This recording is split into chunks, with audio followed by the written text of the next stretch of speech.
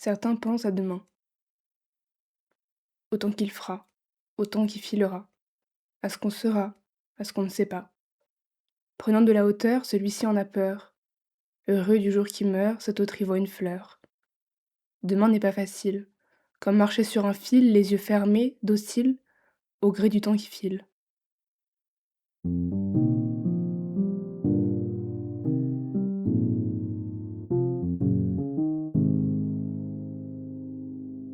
J'envie ceux qui ne pensent à demain que comme à un champ des possibles.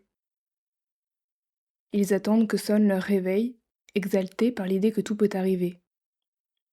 Ils accueillent ce qui vient, ne rechignent devant rien.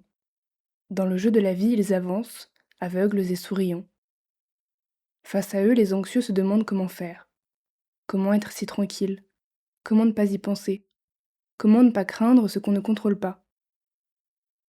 Rien ne peut dire de quoi demain sera fait, et nos pensées sont libres d'y mettre ce qu'elles veulent. L'ennui, c'est que tout y tient, le meilleur comme le pire, et qu'on finit souvent par en exclure le premier. Mieux vaut prévenir que guérir, se dit-on. Alors on prévoit, la nouveauté ou la routine, mais aucune ne fait le poids face à la mélasse d'incertitudes qui nous avale. Comme des sables mouvants, plus on lutte contre elles, plus elle nous engloutit. Voilà le cauchemar de ceux qui anticipent. Pour l'affirmer, il suffit de regarder les œuvres nées de cette tentative.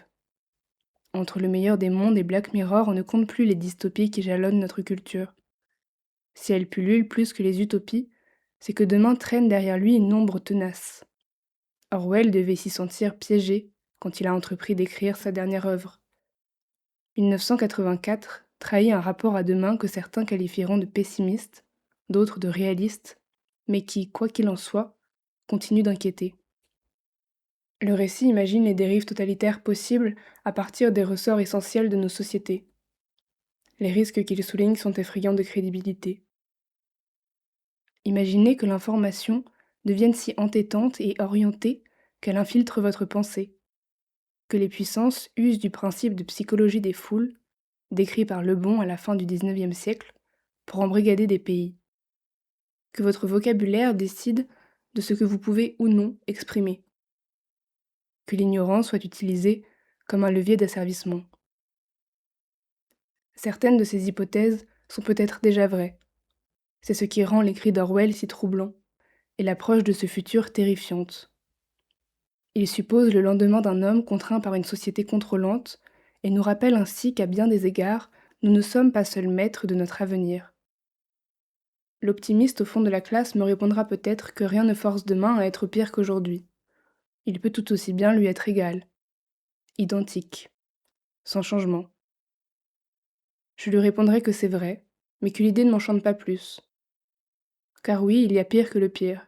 Il y a le rien, le néant, l'absence de changement, la routine absurde. Comment Sisyphe pourrait-il se réjouir du lendemain, courbé sous son rocher? Comment vouloir d'un futur où rien ne nous attend d'autre que la mort? L'homme cherche à connaître et à comprendre, mais, ce faisant, il s'enlise dans l'angoisse. C'est ce que Camus expose dans le mythe de Sisyphe. Heureusement, il ne nous laisse pas seuls avec notre impuissance. Il nous dit aussi que la seule solution est d'accepter. Accepter que le temps passe, qu'on le veuille ou non. Accepter que l'on vit dans un monde opaque, qui le restera. Accepter notre condition, nos lendemains, et y trouver le bonheur que l'on peut.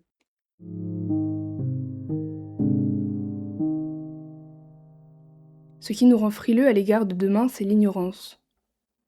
Qu'on craigne de n'y trouver aucun sens ou d'y sombrer dans l'inconnu, on le redoute parce que c'est un mur sans fenêtre. S'il nous était possible d'en ouvrir une pour voir ce qui nous attend derrière, tout serait plus simple, non? Comment vivrait-on si on savait ce qui arrive? Si l'avenir était aussi transparent que le présent? Je ne vois qu'une seule personne capable de me le dire, en voyant. Après quelques recherches, j'ai trouvé le contact de Rudy. Je l'appelle sans tarder. Rudy m'explique qu'il a hérité cette faculté de sa mère. À l'âge adulte, il a décidé d'en faire sa vocation. Pas pour l'argent, m'explique-t-il, mais pour aider les gens, pour leur apporter de l'espoir ou du soulagement, pour se sentir utile. Je lui demande depuis combien de temps il voit ainsi le passé et l'avenir des gens. Il me raconte qu'il a eu sa première vision à 6 ans. un défunt l'a visité au milieu de la nuit, couvert de brûlures et demandant de l'aide. Cet homme avait habité à 2 kilomètres de chez lui et était décédé dans un incendie. Il souhaitait faire passer un message à sa femme. Depuis ce jour, les visions n'ont jamais cessé. Elles sont à présent quotidiennes. Rudy m'explique qu'il ne les contrôle pas. Jour et nuit, elles peuvent s'imposer à lui, qu'il s'agisse d'une image en croisant un passant ou d'un fragment animé en voyant les infos. Quand il ne les extériorise pas, ses idées tournent en boucle dans sa tête.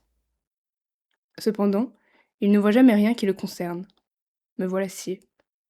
J'apprends que le voyant est aussi aveugle sur son avenir que nous autres moldus confinés au présent. Mais alors quel est le rapport au présent de celui qui connaît le futur des autres ? Rudy me répond qu'il vit au jour le jour, qu'il ne pense pas à l'avenir. C'est un comble. Il reste positif, sachant que les peines d'aujourd'hui disparaîtront demain et ne craint pas ce qui arrive. Il avance, confiant et heureux de répandre la joie autour de lui. À la fin de notre appel, Rudy me glisse une petite prédiction. Il m'annonce de la réussite. Je le remercie pour son temps et il raccroche, tandis que je médite ses paroles. Ce n'est pas une prémonition très ciblée ni risquée, mais quelque chose en moi si complet malgré tout. Qui refuserait un tel destin ? Le fait est que je ne pourrai être sûr de son don que le jour où cela se réalisera. On peut prédire ce que l'on veut, on ne pourra le confirmer que quand la chose se produit. Mais alors l'avenir n'est plus avenir, il est présent, et la prédiction est changée en fait.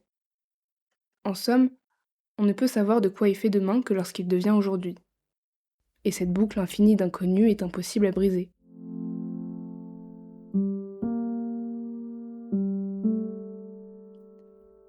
Si l'anticipation et la prédiction sont toutes deux impuissantes, que reste-t-il à ceux qui pensent à demain ? L'acceptation. Voilà la dernière posture viable, celle de l'ouverture et de l'adaptabilité.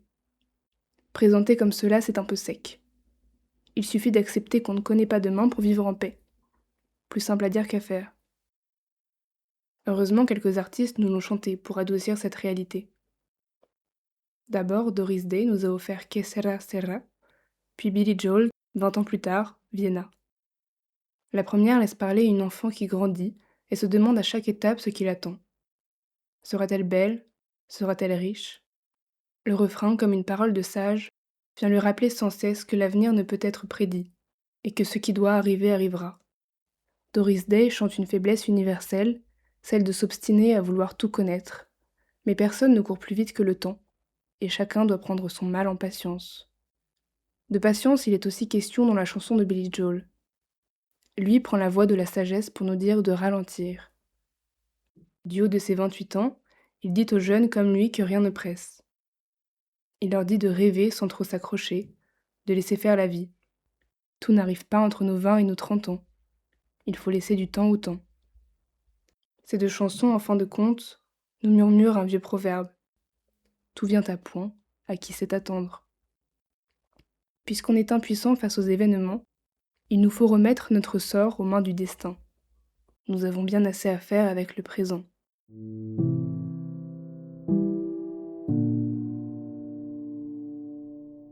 Billy Joel disait tout de même de ne pas oublier de rêver. Pas de n'avoir aucun projet, mais de les laisser évoluer.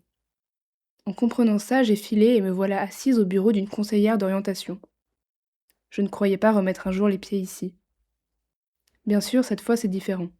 Je ne viens pas me faire orienter, mais écouter ce que cette professionnelle de l'avenir a à me dire sur demain. Elle arrive avec 5 minutes de retard, car on ne peut définitivement pas tout prévoir. Anne-Cécile fait ce travail depuis plus de 20 ans. Elle en a vu passer, des gens en proie au doute, mais depuis la pandémie, elle remarque que les jeunes peinent de plus en plus à se projeter. Cette période a créé une faille dans le quotidien tel qu'on le connaissait et fait naître en chacun de nouveaux questionnements. Pourquoi ma vie est-elle calée ? Est-ce réellement ce que je veux ? À quoi tout cela rime-t-il ? Nos projections se sont fracassées contre ces murs et nous ont forcés à revenir à l'essentiel. Une fois tombées les œillères des habitudes est réapparu le besoin de mieux vivre. Quand nous avons retrouvé nos vies, les questions n'ont pas cessé. Et depuis, les jeunes qui pensent à leur avenir pensent écologie, télétravail, intelligence artificielle. Ils haïssent ces mots entendus trop de fois et pourtant, ils sont là et pèsent sur leurs rêves. Comment se projeter quand tout semble bouché et prédéterminé? Anne-Cécile est là pour les aider. Avant d'être conseillère d'orientation, elle m'explique qu'elle est psychologue. Je l'ignorais, mais c'est le cas de tous ses confrères. Leur travail n'est pas de faire de la divination, mais bien de comprendre leur interlocuteur par l'écoute et le dialogue. Ils doivent s'assurer que la personne est suffisamment stable pour se projeter et connaître les différents lendemains qu'ils peuvent lui présenter. Tout cela tombe sous le sens. En revanche, quand Anne-Cécile emploie la formule compétence à s'orienter en autonomie, je fronce les sourcils. Elle s'explique. Les conseillers d'orientation ne sont pas là pour délivrer des prophéties, mais pour apprendre aux gens à trouver en eux-mêmes une voie. Ils ne sont pas les boussoles censées nous orienter, mais bien les personnes qui doivent nous apprendre à utiliser la nôtre. Voilà qui me donne du grain à moudre. Contrairement à ce que je pensais, l'orientation n'est pas une chose figée. On ne s'oriente pas une bonne fois pour toutes à la sortie du lycée, non. L'orientation est un cheminement dynamique et permanent. Nos objectifs évoluent au même rythme que nous, c'est pourquoi on ne cesse de se réorienter, à diverses échelles. L'important n'est pas de trouver sa voie, mais plutôt de se connaître et de savoir s'écouter pour tracer pas à pas son chemin. Si on maîtrise sa boussole intérieure, qu'on la consulte régulièrement, on a moins de risques de s'égarer. Mais parce que le cordonnier ne marche pas pieds nus et que le boulanger mange son beurre sur du pain, la conseillère d'orientation voit aussi sa direction changer. Anne-Cécile me confie ses réflexions actuelles. Elle s'est vue proposer une promotion synonyme pour elle d'un lendemain à la fois plus aisé et plus éloigné de ce qu'elle aime faire. Alors elle songe à ses priorités. Elle fait le point. Elle se demande aussi ce qui l'occupera avant d'atteindre la retraite. Elle pense à la reconversion. Elle non plus n'est pas sourde aux appels de l'essentiel. Elle aimerait être apicultrice et ouvrir des gîtes. Pour l'instant, rien n'est fait. Elle a du temps pour réfléchir et faire ses choix au mieux. Elle le sait mieux que personne. L'avenir n'est que la somme de nos concessions présentes. Je n'étais pas venue voir Anne-Cécile pour me faire orienter, mais j'en ressors tout de même meilleure lectrice de ma boussole. Elle m'a fait réaliser qu'on ne cesse jamais de s'orienter et qu'au fond c'est une bonne nouvelle. Cela signifie qu'on n'arrête jamais d'avancer. Prévoir demain c'est bien, mais ça ne nous rend pas maîtres du temps qui passe. Alors vivons avec résilience.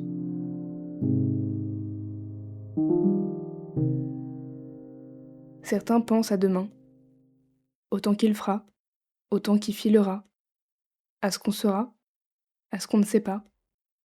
Prenant de la hauteur, celui-ci en a peur. Heureux du jour qui meurt, cet autre y voit une fleur. Demain n'est pas facile, comme marcher sur un fil, les yeux fermés, docile, au gré du temps qui file.